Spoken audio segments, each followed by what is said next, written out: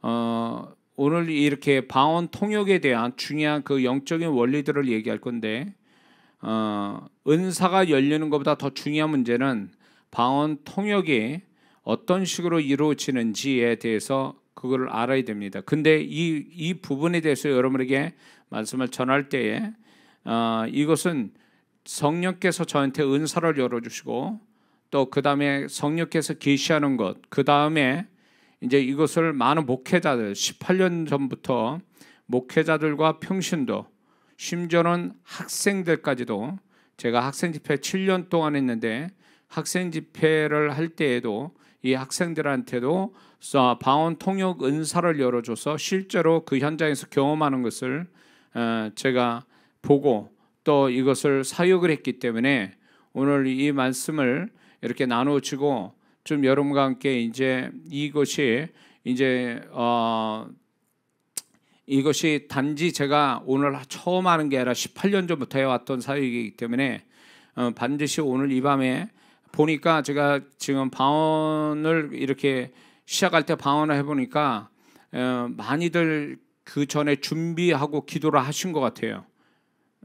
방언을 해보니까 벌써 많이들 기도하면 이제 그 방언이 이렇게 차 있다, 충분하게 차 있는 게, 여기 참여한 분들이 방언이 충분하게 짧은 시간에 차 있다라는 얘기는 그분들이 이제 그 지난 한 주간 동안 제가 말씀드린 거대로 약속을 믿고 그대로 열심히 방언 기도한 분들이 많았기 때문에 그런 현상이 일어나거든요. 그래서 아마 오늘 이 밤에 또 그분들이 준비한 만큼의 하나님의 역사가 임하게 될 줄 믿습니다. 자, 고린도전서 12장에 보면은, 고린도전서 12장에 이제 이렇게 방언의 성령의 은사 9가지를 얘기하는 중에 이제 방언 통역에 대해서 은사가 있음을 분명히 말씀하고 있죠. 뿐만 아니라 고린도전서 14장 13절에도 방언을 말하는 자는 통역하기를 기도할지니 이렇게 말씀하고 있어요. 그래서 방언을 받는 자들은 반드시 하나님은 통역이 되기를 하나님 또 바라신다는 거예요. 그래서 통역이 돼야 된다는 거예요. 그런데 문제는 뭐냐면 방언 통역의 은사를 받은 분들이 많지 않아요. 많지 않는 것뿐만 아니라 통역을 받았다 할지라도 이 통역이 어떤 구조로 되고 어떻게 통역해야 될지에 대한 실제적 영적인 요령들을 모르기 때문에, 이런 원리들을 모르니까 통역의 은사를 받은 분들이 아주 깊게 통역을, 자신과 다른 사람을 통역하는 데 어려움을 겪고 있다는 겁니다. 그래서 저는 제 책 1권 아무도 가르쳐주지 않았던 성령과 영의 세계의 그 책에서도 제가 방언 통역에 대해서 이야기하고 있지만, 이 부분의 은사적인 문제들, 은사적인 것들은 이제 누구 걸러서 이렇게 잘못된 정보로 인해서 은사가 이해가 되고 그 잘못된 은사를 받는 이런 경우는 이제 없어야 된다는 거죠. 지금 어떤 시대인데. 그래서 정확하게 이 은사가 어떤 건지를 알고 사단에 속지 않고 은사를 잘 활용해서 자신의 영혼을 지키고 또 다른 사람의 영혼도 지켜줄 수 있는, 또 축복해 줄 수 있는 그런 데까지 이르러야 된다는 것입니다. 그러므로 과거의 은사는 신비주의고, 또 많은 분들이 목사님이나 기도원 원장님 같은 산속에 사는 분들만 가지고 있는 전형적인 어떤 그분들만의 은사라고 생각을 했습니다. 그래서 뭐 은사를 받거나 또 그런 거에 대한 어떤 도움을 받으려면 기도원에 가야 되고 신령한 기도 많이 한 분들을 찾아가야 되는, 과거에는 그랬단 말이에요. 그러나 지금은 그런 세대가 아니에요. 지금은 모든 성도들이 성경에 나타난 신령한 은사나 신령한 체험들이 다 경험이 돼야 된다는 것입니다. 왜냐하면 주님 오심이 가까운 이때에 성도들이, 그 세상에 마귀가 능력을 줘서 무당도 점쟁이도 능력을 행사하는데, 예수 믿는 사람이 문자적인 성경만 알고 있고 영의 세계는 전혀 모르고 은사나 능력이 없어가지고 그런 부분에 대해서 사단에 속고 다른 이단에 넘어가고, 또 그런 어떤 능력 행하는 귀신 가지고, 귀신의 능력 가지고 하는 자에게 미혹돼서 넘어가는 일들이 너무 많다는 겁니다. 그러므로 오늘날 성도들이 이게 말씀으로만이 아니라 성령과 말씀이 같이 가야 된다는 거예요. 성령의 은사, 성령의 능력, 또 영의 세계, 그거와 말씀의 능력, 이 두 가지가 같이 균형 있게 가서 신앙생활이 온전해야지 이게 어느 한쪽만 치우쳐서도 안 된다라는 것입니다. 특히 오늘날 과학이 발달하고 정보가 발달한 이 세대에 사람들이 너무 계산적으로 돌아가는 이때에 분명히 하나님은 또 영적인 능력을 또 은사의 세계, 영의 세계를 열어가시기를 원하고 많은 자들을 그렇게 해주기를 원하는데, 반면에 두 종류의 성도가 있습니다. 무지해서 그걸 어떻게 자기 것으로 만들어질지 몰라서 무지한 성도가 있고, 한 성도는 아예 거부 일으키는 성도들이 있어요. 뭐 알고 싶지도 않고 그거를 이상하게 생각해서 거부하는 성도인데 그건 다 사단에 속는 거예요. 그럴 것 같으면 성경에 왜 그런 기적과 이사와 영의 세계를 얘기하냐 말이에요. 왜 능력을 얘기하냐 말이에요. 그게 그때만의 얘기냐 말이에요. 오늘날 성도들이 그런 거를 다 알고 경험하고 활용해서 자신과 다른 영혼도 지켜주고 교회를 잘 섬기게 만들어 주려고 하나님이 그렇게 해주신 거를, 그런 걸 거부하고, 물론 그런 분들이 그 잘못된 사역자를 통해서 이게 잘못되게 오해되고 상처받아서 그럴 수는 있어요. 그러나 하나님의 것은 분명히 그건 하나님이 우리를 위해서 또 하나님의 뜻을 위해서 주신 것들은 반드시 받고 누리고 또 행해야 되는 부분인데, 그거를 거부한다는 것은 일종의 하나님에 대한 어떤 하나님이 주시는 것들에 대한 거부이기 때문에 불신앙이고, 그건 하나님을 불쾌하게 한다는 것입니다. 그러므로 그런 분들은 생각을 바꿔야 돼요. 그렇지 않으면 사단의 밥이 되고 능력 있는 그리스도인의 삶, 이기는 그리스도인의 삶, 신앙이 될 수 없다는 걸 아셔야 됩니다. 그런데 오늘 적어도 저를 알고 이 영사를 참여하는 분들은 결코 그런 분들은 없다고 봅니다. 그러나 다만 무지해서 알고는 싶은데 어디서 알아야 될지 모르고 또 잘못된 사역자 만나가지고 잘못되게 이렇게 또 받아가지고 잘못된 영혼, 잘못된 신앙이 되는 분들이 간혹 가다가 있기 때문에 저는 이런 부분들은 할 수만 있다면 제가 가지고 있는 모든 은사나 능력들을 다 전이시켜주고 싶은 거예요. 사실 과거에 제가 18년 전부터 했던 그 사역을 다 이렇게 전이돼서 그렇게 능력 있는 그리스도인이 되기를 바라는 게 제 바람입니다. 그런데 이 무지해서 이걸 잘 모르겠다는 분들이 여기 들어오는 분들이 있는데, 그러면 그분들을 위한 시간이에요. 이 시간은 특히 방언을 할 줄 아는데 방언 통역이 안 돼서 답답해하는 분들이 무지 많은데, 그것 때문에 제가 이제 방언에 대해서 계속 몇 달 동안 했던 얘기에 어쩌면 꽃이 바로 이 방언 통역이죠. 이 통역이 된다면 방언에 대한 답답함도 사라지고 자신만 아니라 다른 사람의 방역도 통역해 줌으로 인해서 아주 영적으로 굉장히 풍성해지고 또 깊이가 있게 되기 때문에 오늘 이 밤에 모든 분들이 여기 참여하는 적어도 한 1,400명 그 이상이 될 수도 있는데, 그분들의 아주 한 사람도 빠짐없이 방언 통역의 은사가 다 열리기를 주의 이름으로 축원합니다. 자, 방언 통역의 그 영적 개념을 먼저 우리가 이해해야 되는데, 방언은 그 이중 구조가 되어 있습니다. 방언의 구조가, 이 방언 속에는 그 사람의 영의 강구와 플러스 그 영의 강구에 대한 하나님의 반응, 하나님의 음성, 그 두 가지가 같이 있는 게 방언의 구조가 그렇게 되어 있어요. 그래서 방언은 흔히 생각하기에 내 영의 강구만 있는 줄 아는데 그렇지 않아요.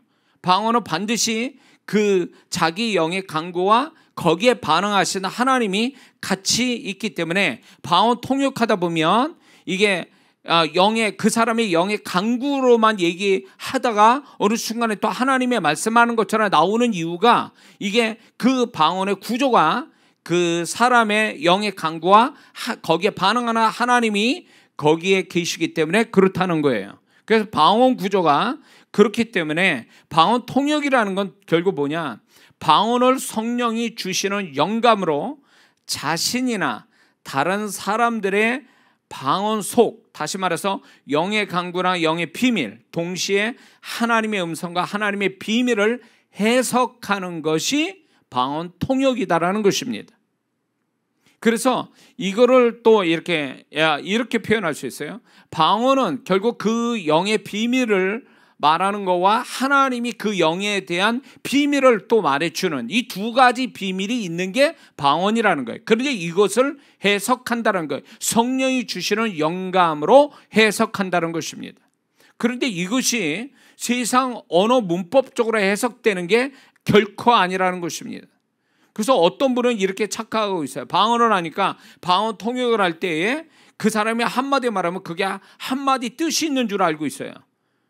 그러니까 그거를 꼭 그렇게 해석하려고 세상 이 땅의 어떤 세상 언어 문법처럼 뜻을 한마디 했으니 한 뜻이 있을 거다라고 그런 식으로 해석하다 통역을 놓치는 수가 있고, 그런 식의 세상 언어 문법적으로 통역해서 돼서는 절대 안 된다는 것입니다. 그는 영감으로 하는 것이기 때문에 이게 한마디에서 세 마디의 통역이 나올 수도 있고 세 마디의 방언에서 한마디 통역이 될 수도 있는 거예요. 그러다 보니까 방언 통역을 할 때 긴 시간 동안 통역이 안 될 수도 있어요. 그 이유를 제가 나중에 또 말씀드리겠습니다. 자, 방언 통역은 두 가지 경우가 있습니다. 첫 번째는 자신의 방언이 통역되는 경우입니다. 자신의 방언이 통역되는 경우는 세 가지 형태로 자신의 방언이 통역되는 세 가지 형태가 있습니다. 이거는 자기가 선별해서 되는 게 아니라 성령께서 이 사람의 어떤 영적인 깊이에 따라서 세 가지 형태 중에 하나를, 아니면 또 같이 두 가지나 세 가지 다 같이 이렇게 통역이 되게 할 수도 있다라는 것입니다. 그러면 첫 번째 형태가 뭐냐? 자신의 방언 통역할 때 첫 번째 통역은 이런 식으로 돼요. 방언을 막 하는데 동시에 자신의 생각에서 자신이 만들어낸 것이 아닌 전혀 자신이 생각지 않는 그 생각이 떠오르는 거죠. 자신이 생각지 않는 생각이 떠오르는 거. 그림, 환상, 문자가 막 이렇게 떠오르거나, 아니면 자신이 생각지 않았던 느낌, 자신이 생각지 않았던 감동, 이런 것들이 떠오르는 것이 방언 통역이 되는 것입니다. 그래서 우리는 방언 통역이니까 꼭 이렇게 말로 이렇게 외국어를 영어를 한국말로 이렇게 통역되듯이 그렇게 말로 이렇게 통역되는 거라고 생각하는데, 그거는 잘못된 고정관념이고요.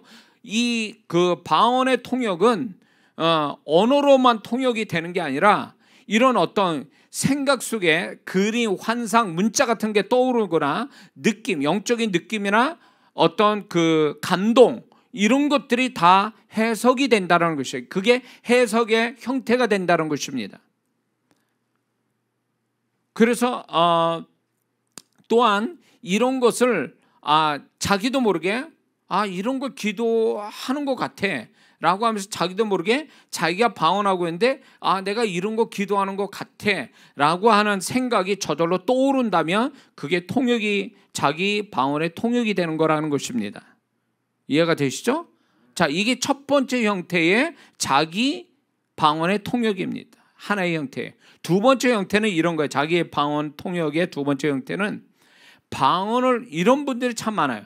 방언을 막 하는데 자기도 모르게 그 다음에 한국말이 막 나와요. 그러다 또 자기도 모르게 방언이 또 막 나와요. 그러다 그 다음에 또 한국말, 이렇게 교차하면서 방언과 한국말이 교차해서 나오는, 이것은 방언 통역의 한 형태예요. 자기의 방언에. 그러면 한국말로 나오는 건 도대체 뭐냐? 그 앞에 있는 방언에 대한 해석이에요. 한국말 나오기 직전에 방언을 했던 것의 해석이 한국말로 나오는 거예요. 그 다음에 또 방언이 나오고 그 다음에 한국말 나오면 그 한국말이 직전에 있었던 방언이 또 통역이 되는 거고, 이런 식으로 통역하는 분들이 많다라는 거죠. 근데 이게 한국말로 이렇게 통역이 되기도 하지만 방언인데 그 다음에 찬송 가사가 막 나와서 찬송을 부른다든가 이런 식으로 통역되는 분들도 있어요. 예. 제가 이제 경험을 보니까 이제 많은 이렇게 이걸 수집하는 가운데 이런 분들도 있더라고요. 방언하고 찬송 부르고 방언하고 또 찬송 부르고 이래요.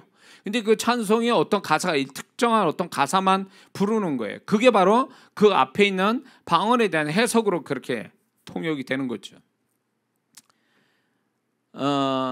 자, 그 다음에 세 번째 형태가 뭐냐면 방언을 말하면 동시에 자신이 그 방언이 한국말로 들리는 거예요. 분명 자기는 방언을 말하고 있는데 한국말로 들려, 그 방언이.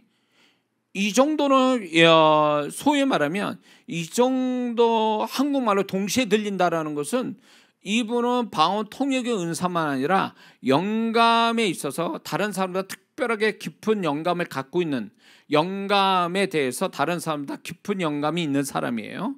그래서 이런 분들이 자기가 방언하면 동시에 한국말로 들리는 이런 케이스가 흔치는 않습니다. 스페셜인데 이렇게 있다라는 거예요. 그래서 이 사람이 방언을 이렇게 하면은 자기도 모르게 한국말로 영이 이걸 강구하고 이거라는 걸 강구하는 게 한국말로 들리고 그거에 대한 하나님이 한국말로 들리는 거죠. 자, 그래서 이 세 가지 형태가 자기가 방언할 때 자기 통역이 되는 형태가 세 가지가 있다. 잘 기억해 두셔야 됩니다. 자, 그런 다음에 이제 두 번째 경우는 다른 사람의 방언이 통역되는 경우가 있습니다. 자기의 방언의 통역만 아니라 다른 사람의 방언이 통역되는 수가 있어요. 자, 그 방언의 다른 사람 방언의 통역이 되는 것은 아까 방언의 개념 얘기했죠. 방언 통역의 개념. 그 상대방의 영의 비밀과 하나님이 그 사람 향한 영의 하나님이 그 사람 향한 비밀을 얘기하는 두 가지 비밀을 알아내는 게 방언 통역이거든요. 자, 그래서 다른 사람의 방언을 통역하는 기본적으로 우리가 이해해야 될 부분이 있는데 그게 뭐냐면 방언 통역은 100%가 다 통역이 되지 않습니다. 100% 다 방언 통역이 되는 게 아니에요. 왜 그러냐면 하나님의 주권으로 상대방이 하나님과 1대1로 알아야만 되는 것들이 있습니다. 다른 사람에게 알아서는 안 되는 부분을 하나님이 감추시는 거예요. 감추시는 거예요. 그래서 감추다 보니까 방언 통역이 다 되는 게 아니에요. 중간중간만 통역이 되는데 중간중간 성령이 영감을 주셔서 통역되게 하는 것은 그 사이사이에 이 사람과 하나님과만 알아야 될 어떤 문제에 대해서 하나님이 인격적으로 그 사람을 존중해서 통역이 안 되게 하시는 경우가 의도적으로 하나님이 하시는 게 있다라는 거예요. 그래서 통역이 안 되는 거에 대해서 내가 통역을 못하나 이렇게 생각하면 통역이 안 되고요. 그렇게 통역이 안 되더라도 쭉 흘러가다 보면 통역이 또 된다라는 거죠.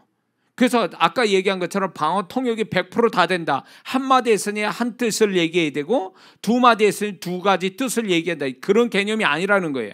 세상 언어 문법적으로 그렇게 해석이 되는 게 아니다라는 거 분명히 얘기했습니다. 그래서 제가 이제 이 통역을 이제 방언 통역 은사를 여러 전에 제가 시범을 이렇게 보일 때 하고는 싶은데 이제 지금 상황이 그렇게 안 돼서 제가 통역을 못 하겠는데 제가 어느 사모님을 통역을 했어요. 공개적으로 일어나라 그래가지고 방언 막 하는 걸 통역을 막 했는데 이분이 갑자기 멈추더라고요. 왜 멈추냐 그러니까 하다가 멈춰서 저도 깜짝 놀랐죠. 근데 이 사모님 말씀이 이거예요. 더 방언했다가 자기만 알고 있는 얘기가 목사님에 비해서 공개적으로 막 나올 것 같아서 제가 스톱을 했다는 거예요. 그분의 그 염려는 이해가 돼요. 그러나 하나님은 인격적인 분이세요. 하나님은 사역자가 아무리 능력이 있어도 그분은 그분만 주님과 1대1로 알아야 될 거를 다 들춰내가지고 망신을 주거나 그 사람을 난처하게 만드시는 하나님은 아니에요. 그래서 통역을 할 때에 그런 거 염려하는 건 인간적이다. 인격적인 하나님을 몰라서 그렇다는 거죠. 자, 그래서 또 이런 게 있습니다. 통역을 하는데 이게 통역하는 사람의 믿음의 분량 내지는 영적 깊이에 따라서 하나님이 알게 하시는 게 있고 일부만 알게 하시는 게 있어요. 그러니까 소위 말해서 이 사람이 통역하는 사람이 자 A, B, C, D 4명이 있어요. 4명이 다 레벨이 달라요. 영적인 깊이가 다르다면 동일한 한 사람의 방언을 들어도 그 사람의 방언 통역 4명이 다 틀리게 나올 수 있다는 거예요. 근데 틀린 게 아니라 정확하게 말해서 다른 거예요. 틀렸다라는 얘기는 이 사람하고 전혀 상관없는 엉뚱한 얘기할 때 이게 틀린 거고, 4사람이 통역을 했는데 이 4명의 통역이 각각 다르게 나올 수가 있어요. 근데 방언하는 사람이 4명이 다 맞을 수가 있단 말이에요. 그거는 뭐냐? 이 방언하는 통역하는 사람의 영적인 수준에 따라서 통역이 달라지기 때문에 그런 거예요. 그래서 방언을 한 사람 듣고도 여러 사람이 통역이 다른 이유는 여기에 있다라는 겁니다. 이해가 되시죠? 그래서 방언 통역은 동일한 4명이 동일한 그 한 사람의 통역을 들었다서 동일한 통역이 나오는 것은 결코 아니다라는 것을 이해를 하셔야 됩니다. 그 다음에 통역해줘야, 그러니까 방언하는 사람과의 영적인 교통의 깊이, 영적 교통의 깊이에 따라 통역이 또 달라져요. 그러니까 그 상대방하고 내가 본래 가지고 있는, 통역하는 사람이 본래 가지고 있는 수준에서 통역하는 거하고 또 상대방 방언하는 사람과의 소통, 영적인 교통의 깊이에 따라서 또 달라지는 거예요. 방언 통역이. 그래서 이 방언이라는 구조가 다층적으로 돼 있다는 거죠. 소위 말해서 우리는 한국말로 말하면 한마디 말하면 한 뜻인데, 방언은 한마디가 20마디, 40마디, 100마디로 이렇게 기도 내용이 포함되어 있을 수 있다는 거예요. 그러니까 통역이 각각 다르게 나오는 거예요. 틀리게 나오는 게 아니라 다르게 나온다라는 거예요. 근데 이게 그 통역하는 사람의 영적 깊이에 따라 만약에 이 사람이 한 달 전에는 영적 깊이가 비유로 숫자로 뵐 때 50이에요. 그러면 그 사람이 통역할 때, 한 사람을 통역할 때 50 정도에서 통역이 됩니다. 근데 이 사람이, 통역한 사람이 한 달 후에 영적 깊이가 100 정도로 더 깊어졌어요. 곱빼기로. 그러면 곱빼기로 깊어졌기 때문에 동일한 사람을 통역을 해도 100 정도의 깊이에서 또 통역이 나오니까 다르게 나올 수 있다는 거예요. 그래서 한 사람의 방언에서도 이 통역하는 사람의 영적 수준에 따라서 같은 사람이라도 통역이 다르게 나올 수 있다. 틀리게 나오는 게 아니라 다르게 나올 수 있다. 그러면 다른 거와 틀린 걸 어떻게 하냐 할 때, 그 상대방이 얘기를 들은데 내가 나하고 관계된 얘기들, 자기가 기도한 것의 내용들, 자기가 평소에 생각했던 내용들, 이런 것들이 그 사람 입에서 자꾸 나오면 이거는 통역이 된 거죠.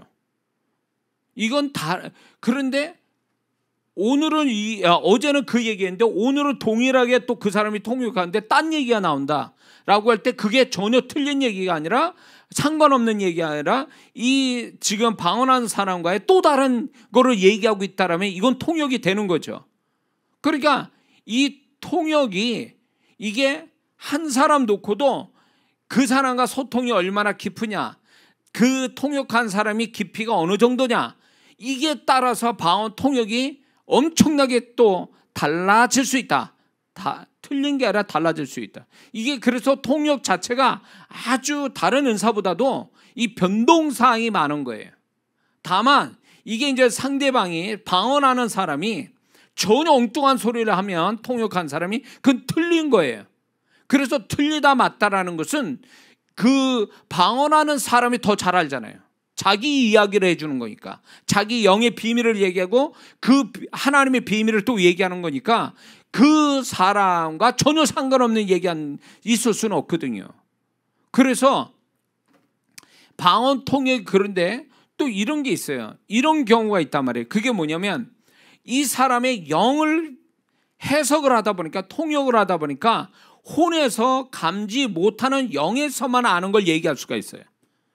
자, 통역이 됐는데 지금 방언한 사람은 뭐 생뚱맞게 이런 얘기를 해? 이 사람 통역이 틀렸다 이렇게 말하지만 그걸 100% 틀렸다라고 얘기를 못하는 이유가 있습니다. 그게 뭐냐면 이 사람이 혼에서 감지 못하는, 이 사람의 영에서만 아는 이야기를 통역을 해버리니까 혼적으로 혼에서만 인지하고 있는 이 사람은 자기 영의 내용을 모르니까 틀렸다고 말하지만 실제로 가보면 그 사람의 영의 이야기를 하고 있는 게 있단 말이에요. 그래서 이렇게 해석이 될 수 있다라는 거예요. 그래서 이런 부분에 대해서는 틀렸다 맞았다 이렇게 얘기할 수가 없어요. 그러면 방언한 사람은 그 통역한 사람을 그 말을 기억해 둬야 돼요. 그러면 언젠가는 그게 정말 틀린 이야기라면 전혀 안 맞지만 이 방언한 사람이 영적 수준이 높아져서 자기 영의 감각을 알게 되면 저분이 내 혼의 것을 통역한 게 아니라 자신의 나도 모르는 내 영의 것을 정말 통역을 제대로 했구나라는 걸 언젠가는 알 수 있다는 거죠. 이렇게 될 수 있다는 거예요. 자, 아까 얘기했죠. 같은 방언이라도 듣는 사람이 다수의 통역한 사람들의 영적 수준에 따라서 달리 해석할 수 있다. 예. 그리고 또 이런 게 있습니다. 자, 한 사람의 통역을 하는데, 한 사람의 방언을 통역하는데, 자, 세 사람이 다른 각도로 이 사람을 통역하는 거예요. 자, 예를 들어서 한 사람이 지금 통역을 하는데 A라는 사람은 이 사람 마음을 초점에 두고 통역하고 B라는 사람은 그 사람이 신앙을 가지고 통역하고 세 번째 C라는 사람은 그 사람의 삶에 초점을 두고 통역하면 같은 한 사람의 방언을 통역하는데 통역하는 사람의 초점에 따라서 통역이 각각 다르게 나올 수 있다는 거예요. 자, A라는 사람은 마음에서 초점됐으니까 통역이 어떻게 나올 것 같아요? 그 사람의 마음에 가는 것만 통역이 나오겠죠. 초점을 거기다 뒀기 때문에. 그러니까 성령님은 거기에다가 영감을 주시는 거예요. 이 영의 비밀을 아는 영감을 이 사람한테 알려주는 거죠. 마음에 가는 것만. B라는 사람한테는 신앙에 관한 것만 영감을 알려주는 거고, C라는 사람은 결국 삶에 대한 영감을 성령이 주시니까 한 사람의 방언을 가지고 세 사람이 통역한 사람이 다른 방향으로 통역되어져서 이렇게 나올 수도 있다라는 겁니다. 그래서 제가 이거 실습을 할 때 목회자나 평신도 분들이 은사를 열어주고 실습을 시킬 때, 자, 지금 이 사람 방언을 자, 지금 마음 쪽으로 한번 통역을 해보세요. 이렇게 얘기하고, 자, 두 번째 실습입니다. 신앙 가지고 통역해보세요. 그러면 분명히 한 사람은 방언하고 있는데 이 한 사람에 대한 여러 가지가 초점에 따라서 통역이 달리 나오더라는 거죠.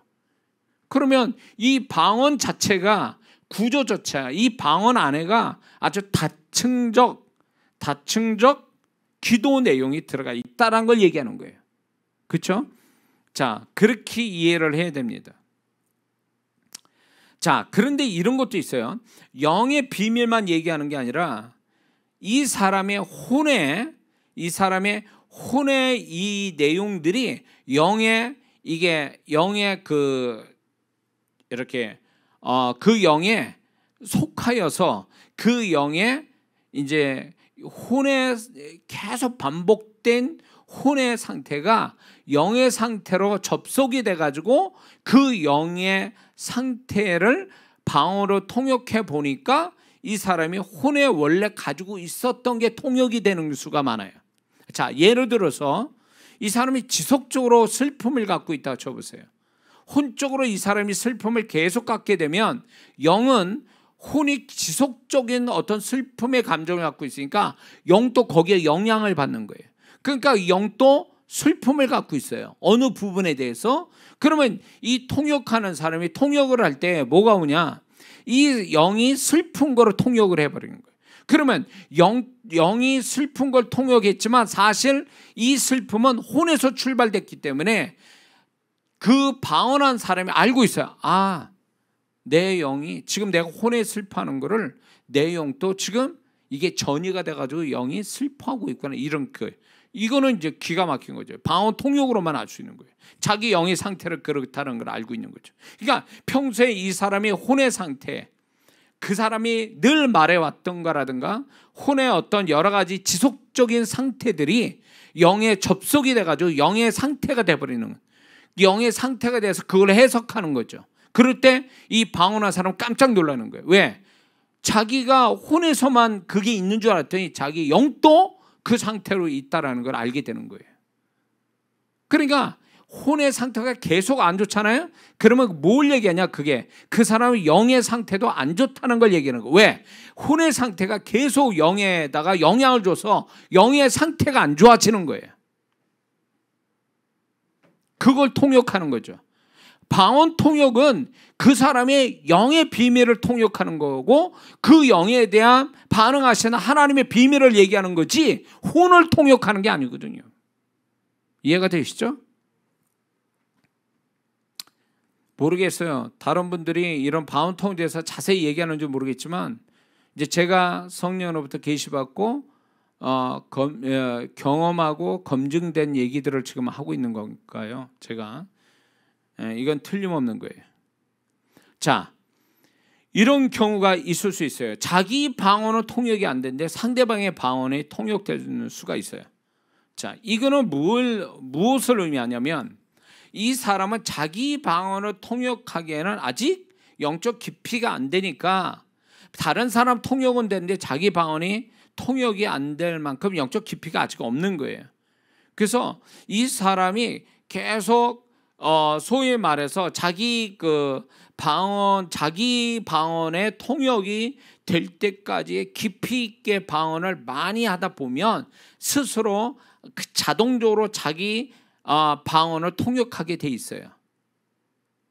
그래서 당황하거든요. 다른 사람 통역이 되는데 다른 사람 방언을 통역되는데 내 방언을 통역이 안 된다라고 할 때 이거는 자기 방언에 대해서 통역이 될 만큼의 깊이 있게 방언 기도를 하지 못하는 원인이 거기 있는 거예요. 방언 기도를 많이 하게 되면 이 사람은 통역의 은사를 정말 받았다면 방언을 많이 하게 되면 자동적으로 자기 방언을 통역할 수가 있어요. 그래서 이거는 당황할 게 아니죠.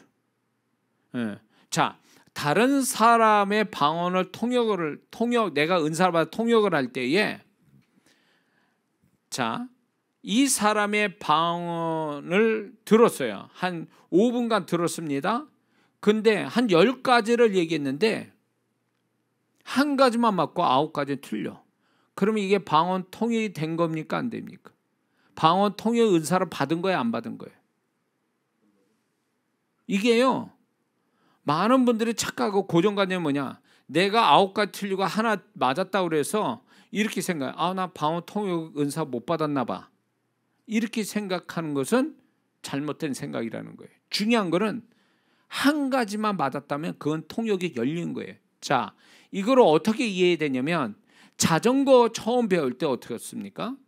자전거로 받았지만 자전거를 제대로 타려면 처음에 그게 처음부터 타칩니까? 넘어지잖아요. 많이 넘어지잖아요. 쫑 가다가 쫑 가다가. 그게 꼭 뭐가 있냐면 이 사람의 통역을 10가지를 했는데 한 가지밖에 안 맞는 거예요. 이게 꼭 뭐냐면 자전거 타다가 넘어지는 식이에요. 이런 시행착오는 있을 수 있는 거예요. 이런 어떤 시행착오를 가지고 난 통역 은사 못 받았는데 라고 생각하면 잘못 생각한 거예요.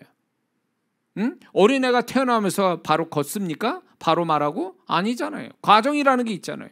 저도 그랬단 말이에요. 은사를 받았다고 해서 그 은사가 완벽하게 10가지 얘기했는데 10가지 다 맞았다, 그럴 수는 없어요. 이게 시행착오라는 게 있어서 방언 통역이 이제 방언 통역의 모든 은사는 전이가 정말 은사를 받은 자가 전이해주면 그게 전이가 쉽게 됩니다. 근데 은사는 전이가 쉽게 되는데 레벨은 쉽게 안 된다, 그 얘기예요. 그 레벨이 올라갈수록 정확해지고 깊이 있게 되는데 그 레벨이 어떻게 올라가냐면 계속 많이 하는 데서 올라가는 거예요. 영어도 그렇잖아요. 외국어 공부할 때 많이 듣고 말하고, 어느 어떤 영어 잘하는 분이 그 얘기해요. 방법은 없고 많이 듣고 많이 말해라. 그런 거죠. 은사의 레벨이 올라가는 것도 결국 많이 해보는 거예요. 많이 할 때 레벨이 자꾸 올라가면서 정확해지고 깊어지는 거거든요. 그러니까 처음에 10가지에서 하나 맞았다고 해서 위축될 거 없어요. 그럴 수 있어요. 그러나 이제 이게 계속 하다 보면 이게 2개를 맞추고 3개를 맞추고, 그리고 나중에 말한 대로 다 맞히는, 그게 다 맞아 돌아가는 이 완벽한 방언 통역이 될 수 있다는 거죠. 맞는 것부터 시작해서 깊이 있게 얘기하는 그 단계가 되려면 레벨이 업돼야 된다. 계속 레벨을 업시켜야 되는 거예요. 그거는 방법이 하나예요. 많이 해보는 거예요. 그래서 많은 분들이 착각하는 게, 나는 한 가지밖에 못 맞췄어. 나는 은사 못 받았나 봐. 그래서 그걸 포기해요. 그렇게 되니까 그 사람은 은사를 받았어도 안 쓰니까 결국 없는 것처럼 돼버리는 거예요. 하나님이 주신 귀한 은사를 레벨을 업시킬 생각은 안 하고, 자기가 틀린 거에 자존심 상하고 부끄러움 당하니까 안 한다? 그건 주신 은사를 주시고 쓰라고 하시는 하나님인 뜻 앞에 불순종하는 거죠. 제가 이장호 목사가 다른 사람한테, 이제 제가 이렇게 은사가 열리고 다른 사람의 은사를 열어주는 데까지 이를 때는 저도 수많은 시행착오가 있었단 말이에요. 자, 그래서 이 방언 통역이 모든 방언 통역 특히 그래요. 한 가지만 맞으면 그 사람 통역 열린 겁니다. 특히 이게 어떻게 하냐면 자기가 모르는 사람을 통역해 보는 거예요. 그 모르는 사람 통역할 때 한 가지만 맞으면 그 사람 통역된 거예요. 왜? 모르는 사람인데 방언 듣고 통역을 했으니 그 중에 전혀 모르는 사람을 내가 한 가지로 성령이 영감 주신 대로 통역을 했더니 그 한 가지 맞았다. 그럼 그 통역이 된 거지. 통역이 안 될, 만약에 방언 통역의 은사를 안 받았다면 다 틀려야죠. 다 틀리면 은사 못 받은 거예요. 그러나 하나라도 하면 그 사람 통역이 되는 거죠. 은사 받은 거예요. 레벨을 높이는 거지. 이제 그 다음부터는요. 자, 꼭 이거는 뭘로 비유하냐면 자동차 스타트 거는 거 누구나 애들도 다 해요. 스타트 거는 건요. 근데 그 차를 운행하는 건 스타트 거는 거하고는 다르잖아요. 그렇죠? 시동 거는 거하고 운전하는 건 다른 얘기잖아요. 은사는 전이시키는 건요, 스타트 시동 거는 거와 똑같아요. 어렵지 않아요. 은사로 받은 자가 임파테이션 하면, 믿음으로 받으면 그거는 곧바로 그 은사가 열리지만, 차로 운전하는 거는 많이 운전을 해봐야 운전 잘하듯이 많이 해야 그 은사가 레벨이 업된다는 거 잊지 말기를 바랍니다. 자, 방언 통역과 예언이 다른 이유가 뭔지 아세요? 방언 통역은 상대방의 영과 하나님의 음성을 대신 통역하여 말하는 것이라면, 예언은 일방적으로 하나님의 입장에서 말을 하는 거예요. 성령이 말하게 하신 것을, 하나님의 입장에서 말하게 하신 것을 자기 생각 없이 그냥 막 말하는 것이 예언이고, 방언 통역은 그 사람의 영이 말하는 것, 또 그 영에 대한 하나님의 음성, 이거를 말하는 거예요. 그래서 어떤 분은 제가 실수로 해보니까 방언 통역하라고 그랬더니 예언하고 있어. 그러니까 예언하고 방언 통역을 헷갈리게 아는 분이에요. 예언을 워낙 잘해서 예언을 하는 건지, 말귀를 못 알아들어서 예언을 하는 건지, 내가 그렇게 설명했는데도 예언하고 있어요. 예. 이건 잘못된 거죠. 예언하고 방언 통역은 다른 얘기예요. 개념이. 자, 방언 통역이 되는 여러 가지 형태가 있어요. 방언 통역이라고 말할 때 음성만 가지고 방언 통역이라고 말하지 않습니다. 방언 통역, 아까 얘기한 것처럼 그림, 문자, 음성, 환상, 감동, 느낌, 이런 것들이 들어오면 그게 통역이 되는 거예요. 그리고 자기 언어로 들리는 거, 이것도 통역이 되는 거예요. 이거는 가장 어떤 통역에서 높은 단계, 한국말로 들린다는 거. 그 다음에 찬송 가사로 이렇게 통역이 되는 경우도 있고요. 자, 통역이 시작되면 저절로 자기가 말이 막 나와요. 이렇게 다른 사람 이렇게 방언 들으면 자기도 모르게 말이 막 나와요. 이것은 이것도 또 하나의 통역이죠. 응? 자, 그 다음에 이런 것도 통역이에요. 이거에 그게 뭐냐면 저도 이게 굉장히 많이 경험되는 건데, 자, 이 사람에 대해서 내가 한 가지 그림이 들어왔어요.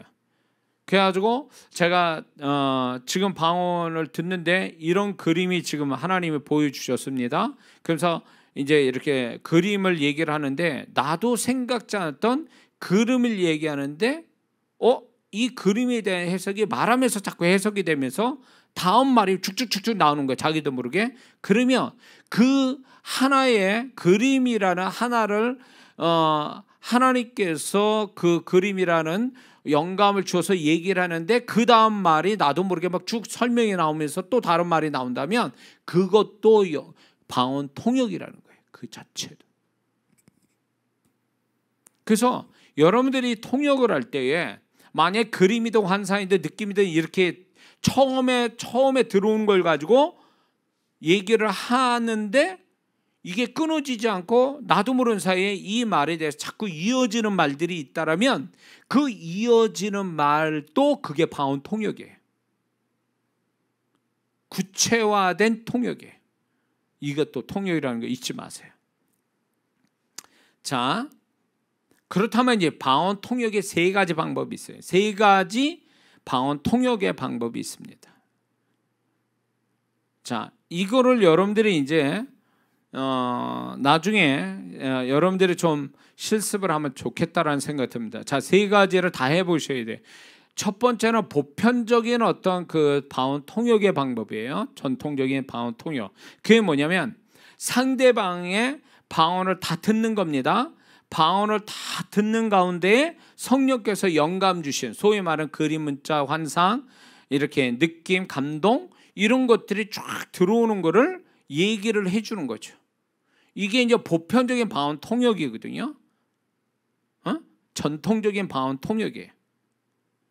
그렇게 해서 이렇게 다 들은 끝에서 끝났습니다. 그러면 자, 만약에 시간을 1분 동안 놓고 이렇게 방언을 해서 1분 끝난 다음에 제가 방언하는데 지금 이런 게 보였습니다. 이렇게 할 때 이게 맞습니까? 라고 얘기했을 때에 그 사람이 맞다 그러면 이런 식으로 이제 방언 통역을 하는 거예요. 근데 요게 조금 더 진전이 되는 요 방법에서 조금 더 버전 1.5가 있는데 그게 뭐냐면 그림이 막 들어오지 않습니까? 그림이나 어떤 영감이 들어오잖아요. 영감이 들어오면 그때 스톱을 거는 거죠. 스톱 해놓고 지금 이렇게 이렇게 방언 하는 가운데 제가 이런 영감이 들어왔습니다. 얘기를 하고 끝나면 바로 또 다시 방언을 하는 거죠.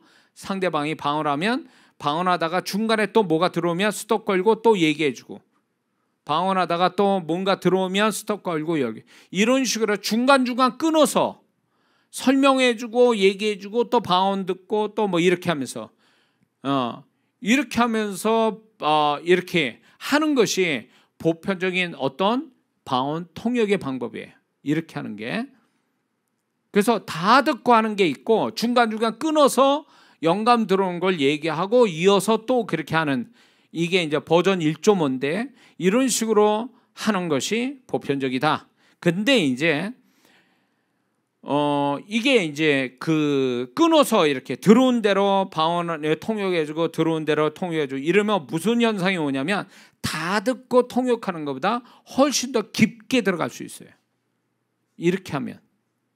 왜냐하면 계속 방언하고 통역하고 방언하고 통역하고 방언 통역 이러면요 이게 서로가 몰입이 되면서 임재가 강해지면서 통역이 깊어져요.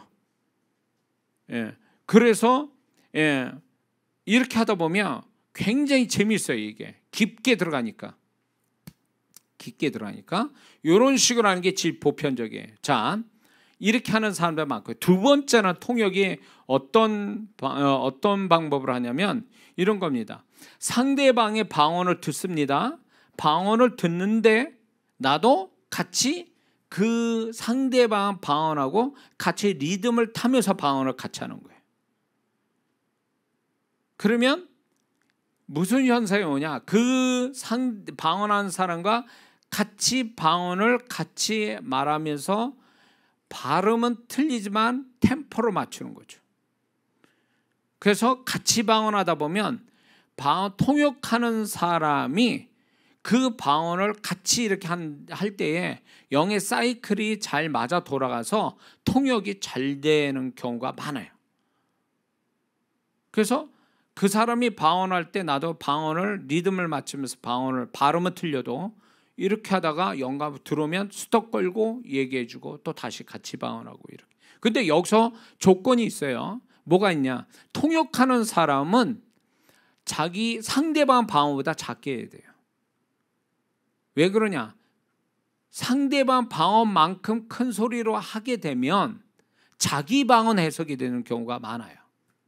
그래서 상대방 방언을 할 때에 방언 통역을 할 때는 그 상대방보다 방언 소리가 작아야 돼요. 그래야 상대방 방언을 듣고 이렇게 서로가 방언하면서 리듬 있게 하다가 영감이 들어와서 통역이 잘 되거든요. 근데 두 가지, 리듬을 같이 엇갈린다든가 리듬을 같이 안 탄다든가, 두 번째 통역하는 사람의 방언이 크든가 이러면 통역이 안 되는 거예요. 자, 질서의 하나님, 아주 이 질서의 하나님은요 다르게 제가 표현하는데 리듬의 하나님이세요. 이게 무슨 얘기냐? 하나님은 절대적으로 엇박자로 나가시잖아요. 아주 규칙적이에요. 불규칙적인 리듬으로 가지 않아요. 하나님의 역사는 항상 모든 게 리드미컬해요. 4분의 4박자처럼 엇박자로 나가질 않아요.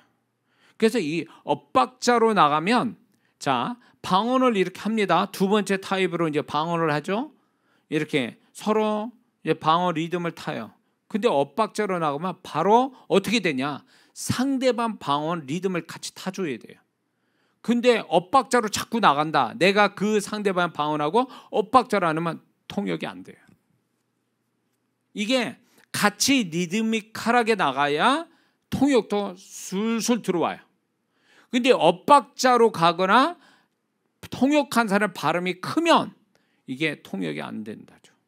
안 된다는 거. 자, 요거 잘 기억해 두셔야 돼요. 왜냐하면 나중에 은사가 열리고 이제 실습을 하고 여러분들이 이렇게 하다 보면, 지금 제 얘기가 이거는 오랫동안 봐온 통역에서 나온 이야기니까 이건 어디 가서도 이런 얘기 못 듣는 거예요, 사실은. 은사는 열어주되 은사를 어떻게 써야 되고 봐온 통역의 원리가 어떻게 되고 원칙이 어떻게 되는지 모르면요, 봐온 통역 은사 받아서 소용없어요. 레벨이 업되지 않는다고요. 지금 이런 부분을 잘 기억해 두셔야 돼요. 자, 근데 여기서 중요한 게 있어요. 첫 번째 타입하고 두 번째 타입에서 공통된 그게 뭐냐? 세 번째 타입도 마찬가지인데 여기서 중요한 건, 자, 통역을 할 때 문제예요. 자, 영감이 들어왔어요. 듣다가 환상이 보여요. 그래서 통역을 해줘야 돼요. 통역을 해줄 때에 이게 리드미컬하게 통역을 해줘야 돼요. 소위 말해서 지금 템포가 지금 방언의 통역의 이렇게 방언이 흘러가는 템포가 한 숫자로 말할 때 100이라고 얘기하는 거예요. 그 속도로 간단 말이에요. 근데 이 사람이 통역을 한다는 게 불규칙적인 리듬으로 통역을 하거나 아니면 100으로 속도로 통역하는 게 아니라 50 정도로 통역하거나 아니면 200 정도로 이렇게 통역해버리면 이게 리듬이 깨져버려요. 그러면 뭐가 오냐? 이게 통역이 그 다음 통역하기가 쉽지 않아요. 이게 리듬을 타야 계속, 아까 얘기했죠, 통역했는데 계속 새로운 이야기가 나도 모르게 막 나오면 그것도 통역이라고. 그런 어떤 후속에 통역이 계속 나오는 건 리듬을 탈 때 그게 오는 거예요. 성령의 임재가 있고 리듬을 타야 이게 통역의 깊이가 있게 되거든요. 그래서 음악 하시는 분들, 좀 음악하거나 예술하는 분들이 이렇게 혼적인 기질이 예민한 분들이 이게 은사로 바뀌어서 영적 기질이 되면요, 은사가 잘 열려요. 이런 분들이요. 왜 그러냐? 특히 음악 하신 분들은 이 리듬이 중요하잖아요. 박자가 중요하잖아요. 그러니까 리듬을 잘 탄단 말이에요. 그러니까 리듬을 잘 타니까 은사의 어떤 진행 속도 같은 거에 대해서 본능적으로 박자감이 있다 보니까 성령이 이끄는데 잘 흘러가요. 그러니까 깊이 있게 된단 말이에요. 예? 근데 음치는 이해가 되는데 박치가 되면 곤란해. 이게 영적인 세계에서도 박자 리듬감이 없으면요, 이게 성령께서 거기에 탁탁탁 맞춰서 가는 건데 거기 흘러가야 되는데 같이 이게 뭐 엇박자로 가고 자기 지금 흘러가는데 자기는 멈추고 있고 이래버리면 성령께서 중단해 버려요. 그러니까 더 이상 영감이 안 온 거죠. 영감은 통역이 안 되는 거죠. 통역을 내 마음대로 하는 게 아니잖아요. 성령이 영감 주셔야 통역되는 거잖아요. 그러니까 성령이 이끄시는 그 흐름 따라 같이 가야 되는데 그 리듬을 타고 가야 되는데 그 리듬감이 없다 보니까 통역이 안 돼 버리는 거예요. 그러니까 10분을 했는데도 하나도 통역이 안 되는 경우도 있어요. 왜? 이 사람은 리듬을 못 하는 거예요. 통역이 안 되는 거예요. 방언 통역 은사로 하는데 통역이 안 될 수는 없거든요. 근데 통역이 안 되는 이유는 바로 여기에 있어요. 리듬을 못 하는 거죠. 리듬을 못하니까 통역을 못하는 거지.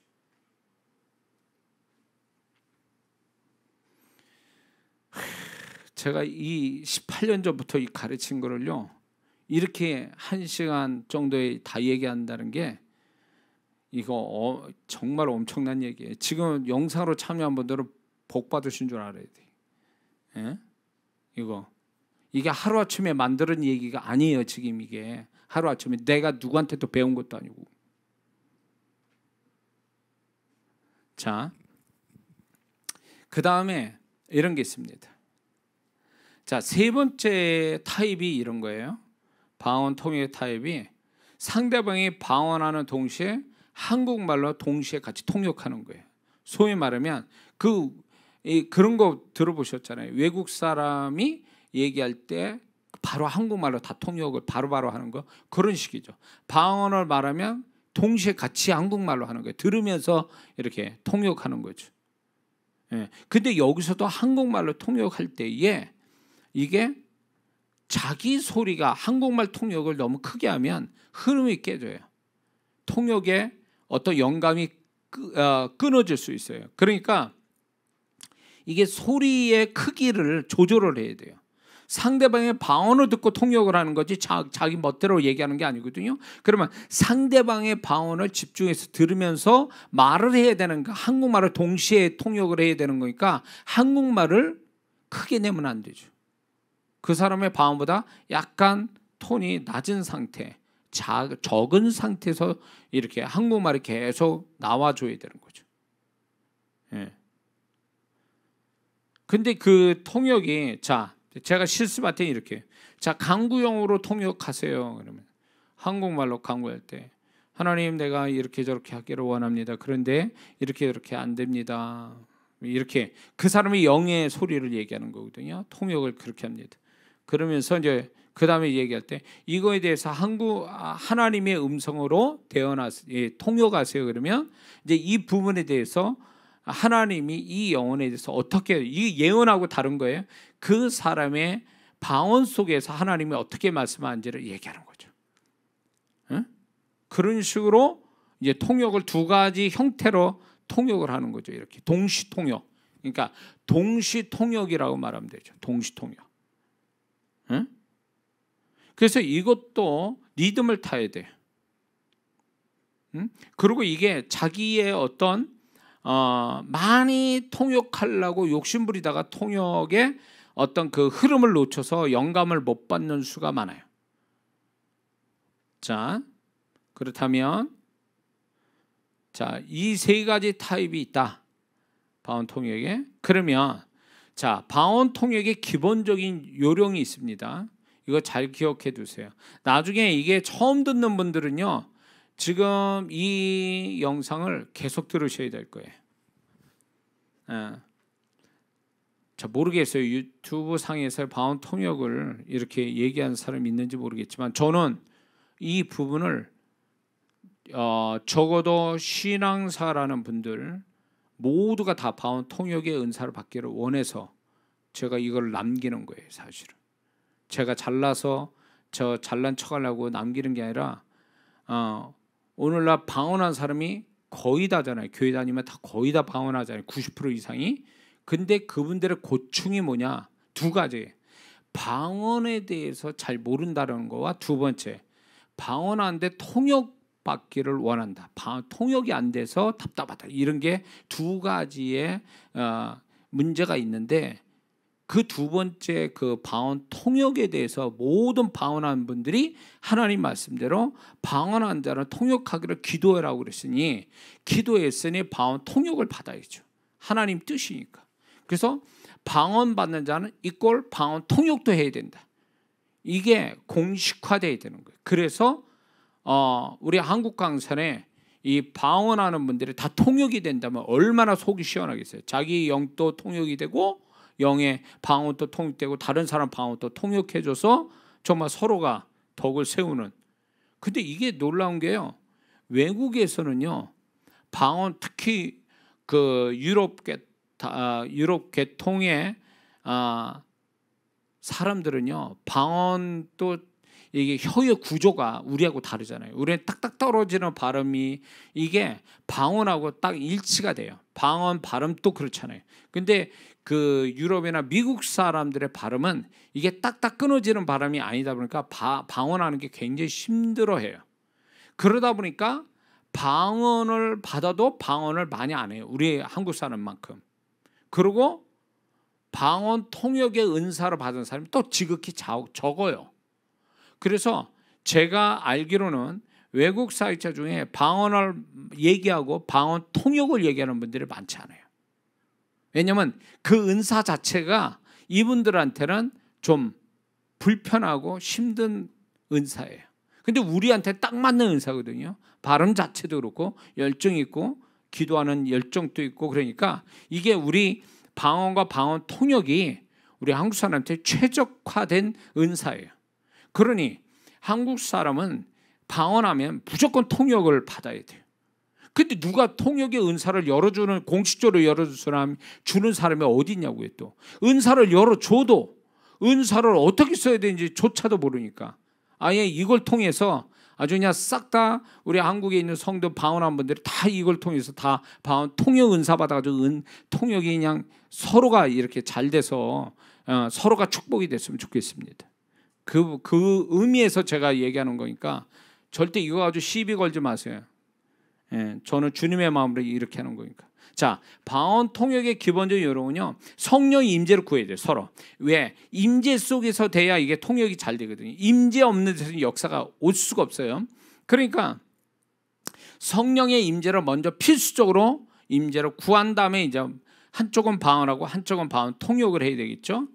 그런데 여기서 중요한 또 기본적인 원리가, 요령이 뭐냐면, 방언을 하는 사람만 방언하는 게 아니라 통역하는 사람도 시작할 때 잠깐 같이 방언해야 돼요. 왜냐하면 이 잠깐 같이 방언하는 게 영의 사이클을 맞추는 거거든요.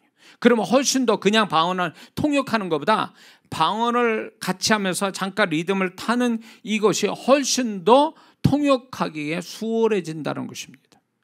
자, 세 번째는 상대방의 방언을 집중적으로 들어야 돼요. 건성으로 들으면 헛소리하거나 아니면 예언할 줄 안다는 사람은 예언을 막 하는 잘못된, 이건 통역이 아닙니다. 그래서 방언의 상대방 방언을 집중적으로 듣는 가운데 영감이 오는 거예요. 그냥 건성으로 들어서 되는 게 아니고. 그리고 내가 그 사람이다라는 생각을 가지고 방언 통역을 해야 됩니다. 내가 그 사람이다. 내가 그 사람처럼 말을 하고 있다라고 생각해서 통역을 합니다. 근데 여기서 중요한 거는 선입견을 가지면 안 됩니다. 아우, 저 인상 안 좋아서 저 사람 방언 통역할 때 안 좋은 얘기 나올 거야. 이런 식으로 통역을 벌써 할 때 선입견을 가지면 안 돼요. 아, 저 사람 착하니까 하나님 좋은 이야기 하시겠지. 아니요. 그러니까 이게 선입견이 문제가 돼요. 선입견을 가지면 안 된다는 거. 그러면 잘못된 통역이 나온다는 거. 그 다음에 기본적인 요령은요, 상대방의 방언의 흐름을 느껴야 돼요. 자, 리듬이 있단 말이에요. 그 상대방의 방언할 때 그 리듬이 있어요. 그 리듬을 탄다고 생각해야 돼요. 같이 타고 간다라고 생각해야 돼요. 리듬을. 그래서 같이 리듬을 타고 가는데 영감이 그때 자연스럽게 쑥쑥쑥 들어오거든요. 근데 리듬을 안 타고 지 멋대로 막 이렇게 하려면 통역이 안 돼요. 왜? 나는 상대방의 방언을 통역하는 거지 내 멋대로 통역하는 게 아니거든요. 그러려면 그 상대방을 먼저 존중하는 의미에서 그 상대방의 방언을 깊게 듣고 집중적으로 들으면서 흐름을 같이 타야 돼요. 그 리듬을 같이 탄다고 생각하는 거예요. 응? 자, 이해가 되시죠? 그 다음에 다섯 번째는 강한 임재 초청을 통해서 영적 집중력으로 깊이 있게 들어야 됩니다. 아까 얘기한 것 같아요. 집중력 있게 들어야 된다. 자, 통역이 될 때에 그 통역의 말도 이렇게 흐름을 같이 맞춰야 돼요. 자, 상대방 방언의 흐름이 100 정도다. 속도가. 그러면 통역할 때도 100 정도로 통역을 해줘야 돼요. 그 속도감 있게. 거기에 맞춰서. 그래야 리듬을 타는 거거든요. 이렇게 하면서 통역이 잘 된단 말이에요. 근데 상대방의 그 방언의 흐름이 100인데 나는 50으로 통역해보면 느리게 하잖아요. 그러면 벌써 이게 흐름이 깨져버려요. 그래서 같은 리듬을 속도로 통역을 해야 된다. 같은 흐름으로 가야 된다. 자, 방언 통역이 안 되는 이유와 통역할 때 주의사항, 이거 굉장히 중요한 겁니다. 자, 방언 통역이 왜 안 되느냐라고 할 때 영적 집중력이 없어. 집중력이 떨어지기 때문에 통역이 안 되는 거예요. 그래서 집중력을 가져야 됩니다. 두 번째는 상대방을 의식하거나 자신이 하는 방언에 의식해서 통역자가 자기 방언을 의식하다 보면 이게 통역이 안 되는 거예요. 또 상대방을 하나의 인간적으로 혼적으로 자꾸 의식하게 되면 이 의식하는 그 자체가 영을 이렇게 해석을 하고 이게 통역이 돼야 될 부분을 자꾸 이 사람은 혼이나 어떤 선입견으로 자꾸 이렇게 그걸 의식하게 되면 통역이 안 돼요. 그리고 자기 방언을 의식하고 그러면 통역이 안 되겠죠. 그 다음에 인간적인 마음, 어떤 인간적인 마음이 문제가 되냐면 잘해야 되겠다. 내지는 안 되면 어떡하지? 틀리면 어떡하지? 또 자신 없어 하는 마음, 상대방을 의식하는 마음, 또 창피한 마음, 이런 혼의 의식이 있으면 통역에 방해되고 안 됩니다. 그러니까 마음을 다 비우고 이렇게 통역을 하려고 해야지 어떤 인간적인 좋은 태도로서 의지를 갖게 되면 그 자체가 통역을 못하게 만든다는 거죠. 그러니까 마음을 비워야 돼요.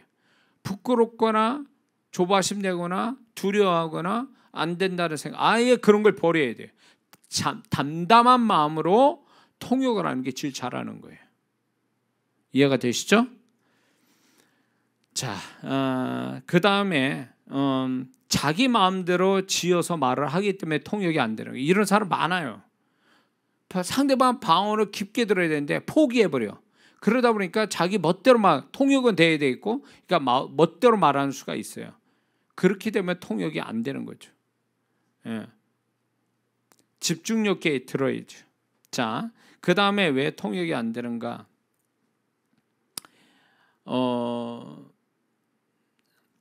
옆 사람 간혹가다 옆에 제가 이 사역을 실습시켜 보니까 이제 이렇게 공간이 좁아가지고 사람 많고 좁으니까 이게 이렇게 붙어서 이제 사역 실습을 시켜봤어요. 그랬더니 거기서 나오는 얘기가 뭐냐면 지금 이분의 방언을 가지고 통역을 해줘야 되는데 지금 옆 사람 방언하는 게 너무 가까이 붙어 있다 보니까 이 옆 사람께 통역이 되는 수가 있어요. 가까이 있다 보니까. 그러니까 지금 지금 내 앞에 있는 이분을 통역해야 되는데 옆에 있는 분 또 실습을 시켜보니까 옆에 있는 분에 바닥 붙어서 옆에 있는 분의 방언 소리가 들려버리니까 그 사람 방언 통역이 돼버릴 수가 있어요. 그래서 이제 그때 제가 아는 게 이게 같이 붙어 있으면 혼선이 오는구나. 주파수 혼선 오듯이 혼선이 와서 이렇게 뚝뚝 띄워놓고 이제 방언 통역 실습해 보니까 그런 문제가 없던 거죠. 그러니까 이게 영이 소통이 되다 보니까 자기도 모르게 엉뚱한데 사이클을 맞춰버리는 거죠. 이런 경우가 있다는 거. 그래서 통역이 혼선이 올 수 있다. 그 다음에 자기 방언 소리가 크면 자기 자신의 방언에 대한 통역이 나온다는 거예요. 너무 크게 하지 말아요. 상대방 통역해 주는 사람 방언 소리보다 커서는 안 된다는 거죠. 그 다음에 그 다음에 급하게 통역하려고 하다 보면 통역이 안 된 수가 있습니다. 급하게 하면 안 된다는 거죠. 잘못된 통역이 될 수 있다는 거죠. 그리고 이제 이게 통역을 하다 보면 계속 말을 하고 있는데 통역이 안 와. 그러면 당황되거든요. 당황되니까 리듬을 잃어버려요. 리듬을 잃어버리니까 통역이 안 되는 거예요. 그러니까 당황하면 안 됩니다. 이게 통역이 안 되는 구간이 있어요. 그러면 그걸 자연스럽게 지나가게 해야지, 이거를 계속 그냥 내가 통역 못하는데, 내가 통역 못하는 것보다 막 이러면 당황해가지고 자기 자책을 하다 보면 그 흐름이 깨져가지고 통역을 못해요. 그거는 그냥 과감하게 그냥 지나가는 거예요. 하나님이 통역시키지 않는구나. 그리고 계속 듣다 보면, 집중하다 보면 그 흐름 따라가다 보면 영감이 막 들어오기 시작하는 거죠. 그러니까 너무 당황하거나 급한 마음으로 하지 말라는 거죠. 통역을. 나는 은사도 아직 못 받았는데 이런 얘기 들어도 되나, 이런 분들도 있을지도 몰라요. 근데 이제 은사가 열리는 건 제가 얘기했잖아요. 쉽고 굉장히 빠른 속도로 받습니다. 중요한 거는 지금 이 얘기가 하면서 경험이 돼야 돼. 경험이 돼야 이게 이 사람이 방언 통역의 레벨이 올라가지. 이 경험되라고 경험 일어날 일들을 제가 얘기하는 거예요. 이거를 알아야 통역의 레벨이 올라가지. 이걸 얘기 안 해주면 누가 알겠냐고. 이 지금 얘기하는 이 원칙을 알려면 엄청 오래 가야 돼요. 그러니까 미리미리 알려드리는 거예요 지금. 그러니까 잘 기억하고 있어야 돼요. 자, 아까 얘기한 조바심 내거나 마음으로 압박감을 갖지 말라는 거, 당황하지 말라는 거, 이런 통역이 늦는다 그래서 나 통역 못하는가 보다 라는 생각을 접으라는 거예요. 제가 그랬죠. 방언은 한마디에 따라서 한 뜻이 있는 게 아니라는 거. 3마디에 한 뜻이 있을 수 있고 10마디에 한 뜻이 있을 수 있는 거예요. 그렇기 때문에 우리가 방언을 이 세상 언어 구조로 이해하면 안 된다는 거죠. 이해가 되시죠? 대답 좀 줘요. 영상으로 참여한 분들은 대답을 해도 안 되니까 어쩔 수 없지만 현장에 있는 분들은 대답 주셔야 돼요. 자, 그럼 이제 본격적으로 요것만 얘기하고 이제 제가 사역을 하겠습니다. 자, 제가 18년 전부터 목회자 부흥학교라는 거 하고, 목회자 부흥학교 하면 목사, 전도사, 그 다음에 기도원장님들 이런 분들을 제가 상대로 해서 이걸 가르쳤어요. 은사를 열어드리고 실습도 시키고, 이걸 18년 전부터 시작한 게 저한테 배우신 목회자분들이 초교파적으로 많습니다. 한국 강산에.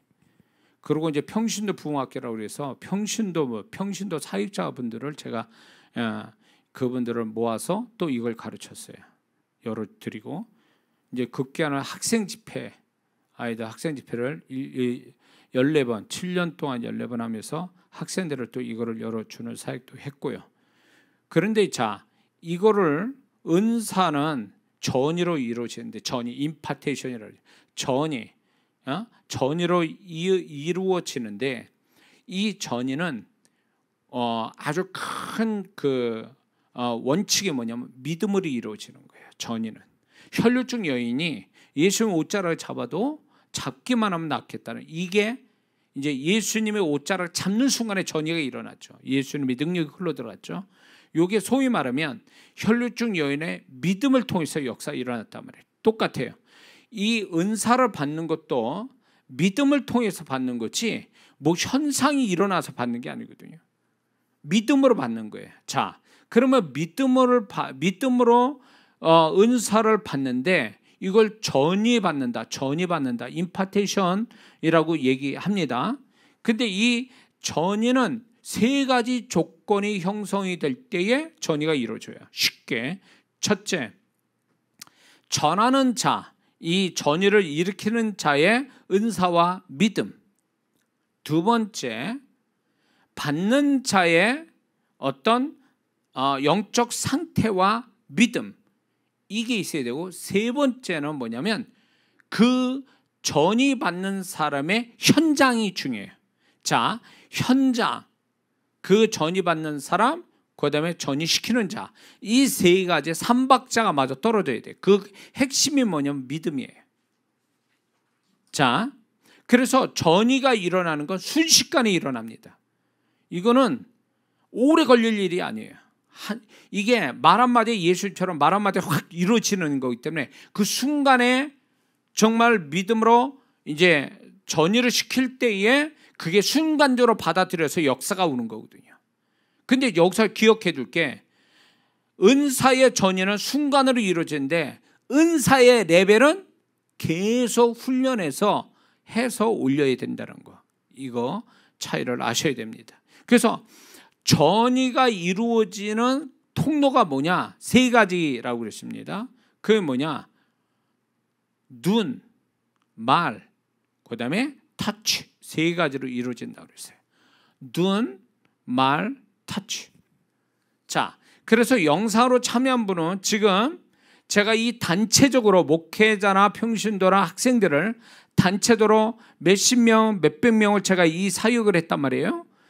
그래도 전이가 다 됐다 그 얘기예요. 제가 손대지 않아도. 왜? 전이는 터치만 있는 게 아니라 말도 있고 눈도 있어요. 그래서 이 전이가 이제 저는 여러분에게 말로 할 거예요. 말로. 이 말을 던질 때에 여러분들이 믿음으로 받아들이면 그 순간에 전이가 이루어지는 거예요. 터치하면서 말까지 같이 가면 좋겠지만 영상으로 참여한 분들은 그게 안 되니까 지금 제가 말하는 믿음으로 말하는 것들에 대하여 여러분들이 믿음으로 받아들이는 것이 제일 중요합니다. 말로 전이가 이루어질 거니까. 근데 이제 현장에 있는 분들은 사람이 얼마 안 되니까 제가 터치까지 할 거예요. 예. 그렇게 해서 이제 전이가 이루어지는 거예요. 그래서 이제 전이 받을 때 제가 항상 그러거든요. 한 손을, 두 손이라도 좋고 머리에 얹으라고 그래요. 손을. 그래서 주님이 같이 안수한다라는, 내 손에 같이 주님이 안수해서 나한테 은사를 주신다라는 그 상상을 하면서 머리에 얹으라고 얘기합니다. 그리고 제가 이제 제게 주신 그 바운 통의 은사가 임하라고 제가 얘기할 때 여러분들이 아멘으로 받으면 그 순간에 전이가 이루어지게 될 줄을 믿습니다. 자, 그런데 이게요, 어떤 분은요 방언 은사를 30년 동안 기도했다는 거, 방언 은사 받기로 해서. 그런 분 제가 두 분을 봤어요. 그거 보세요. 방언 은사 하나 받는데도 30년 걸렸어요. 그러면 나머지 은사 받으면 100년 이상 걸리겠죠? 다른 은사 받으면. 이게 뭘 얘기하냐? 이게요, 자기 스스로가 은사의 영이신 성령님이 우리 안에 있지만 그 은사가 다 열리기 위해서 기도하면 그게 평생 갈 수도 있어요. 평생 가야 다 받을지 말지 할 수 있다는 거예요. 그러나 이게 은사를 이미 받은 사람이 믿음 가지고 전이시키는 것은 그렇게 할 때 쉽게 빨리 은사를 받는다는 거예요. 그래서 이 전이시킨다는 게 굉장히 중요하고, 은사를 먼저 받은 자가 전이시킨다는 것은 굉장한 축복이에요.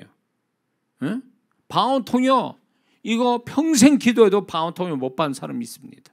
그러나 이게 방언 통역 은사 받은 자가 설명해주고 성령의 임재 속에서 하면은 순식간에 이루어지거든요. 저 옛날에 방언 받을 때 6박 7일 걸렸어요. 우리 교회 부흥에 오시는 그 강사 목사님 통해서 6박 7일. 그러나 지금은 어떻습니까? 원리를 얘기하면 30초 내지 1분이면 방언 받잖아요. 똑같아요. 은사를 어떻게 받는지 모르고 은사를 받는 요령을 모르니까 못 받는 거지 안 주시는 게 아니에요. 그분이. 그렇기 때문에 구원을 쉽게 주신 분이 뭔들 어렵게 주시겠냐 그 얘기예요. 그래서 방언을 하면 분명히 하나님 말씀했잖아요. 바울을 통해서. 방언을 만자는 통역하기를 기도해라는 얘기가 뭐예요? 통역을 줄 텐데 네가 통역 받도록 기도해라 그 얘기 아니에요? 그러니 방언을 받는 사람은 통역을 받는 건 의무적이에요. 선택사항이 아니에요. 이게 필수사항이라고. 그렇기 때문에 오늘 이 밤에 들어온 모든 분들, 방언 통역 받은 사람 빼고 통역을 받기를 사모하는 모든 분들 한 사람 빠짐없이 다 통역을 받아야 될 줄을 믿습니다. 자, 그런 다음에 이제 어떻게 하냐? 이제 은사가 열리지 않았습니까? 은사를 믿음으로 받는 거예요. 이제 제가 설명을 다 한 다음에 은사가 열리라고 얘기할 때 아멘을 받으면 현상이 일어나는 사람이 있고 현상이 안 일어나는 사람이 있어요. 어떤 사람은 은사 받을 때 막 부들부들 떨거나 뭐 육체적인 현상, 여러 가지 현상을 겪는 사람도 있어요. 그러나 보편적으로는 은사를 받아도 표가 안 나는, 아무런 현상이 안 일어나는 게 보편적이에요. 민감한 사람은 은사를 받을 때 표가 나요. 현상이 있어요. 그러나 보편적으로는 이런 현상이 안 일어날 수 있다. 그래서 그걸 이상하게 생각하거나 내가 은사를 못 받았나? 이렇게 생각하지 말아요. 현상을 믿지 말고 자기가 이 은사를 받았다는 믿음이 그게 증표가 되는 거니까 믿음을 갖는 게 중요한 거지, 현상을 믿어서는 안 된다는 거예요. 현상이 있어야 내가 믿는다? 그렇게 하면 안 된다는 거죠. 아시겠죠? 자,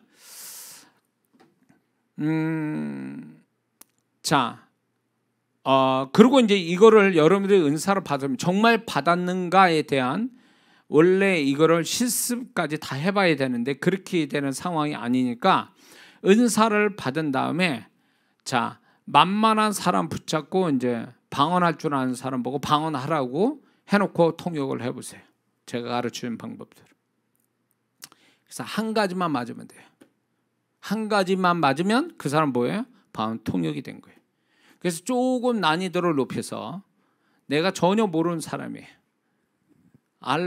잘 모르는 사람이에요. 그러면 도와주겠다라고 하면서 방언을 좀 해보세요. 제가 방언 통역 은사를 받았는데 제가 한번 통역을 좀 해보려고 합니다. 라고 하면서 통역을 이제 방언을 하라고 하세요. 그러놓고 이제 지금 제가 얘기한 요거 그대로 여러분들이 기억해 뒀다가 이제 듣고 들어오는 걸 다 기록해 놨다가 얘기해 보세요. 그 중에 하나만 맞아도 그 사람 통역 열린 거예요. 하나만 맞은 거에 실망하거나 위축되지 말고 야, 이제 열렸으니까 시동을 내가 걸었으니 운전만 열심히 하면 되겠구나, 이렇게 생각하셔야 돼요. 그 다음부터 레벨을 높이는 건 자기 몫이에요. 은사는 그분이 주시는데 레벨을 높이는 건 내가 높이는 거예요. 그분이 높여주시는 게 아니에요. 내가 많이 연습해서 레벨을 높이는 거예요. 이장한 목사도 여기까지 오는데 수많은 사람들 사역에서 제가 이렇게 온 거지 그냥 받고 저절로 이렇게 제가 은사의 깊이가 있게 된 것은 아니라는 거. 그래서 실습을 많이 하셔야 돼요. 두려워하지 말고 실습을 하셔야 돼요. 근데 부정적인 사람 붙잡고는 하지 마세요. 틀리면 그 사람 시험 듭니다. 그러니까 부정적인 사람은 하지 말고요, 긍정적으로 내가 틀리더라도 긍정으로 받아들일 줄 그 사람 붙잡고 하세요. 그래서 그렇게 함으로 인해서 통역을 많이 할수록 레벨이 올라간다. 영적 세계에서는 헛수고라는 게 없어요. 수고할수록 그 대가가 있습니다.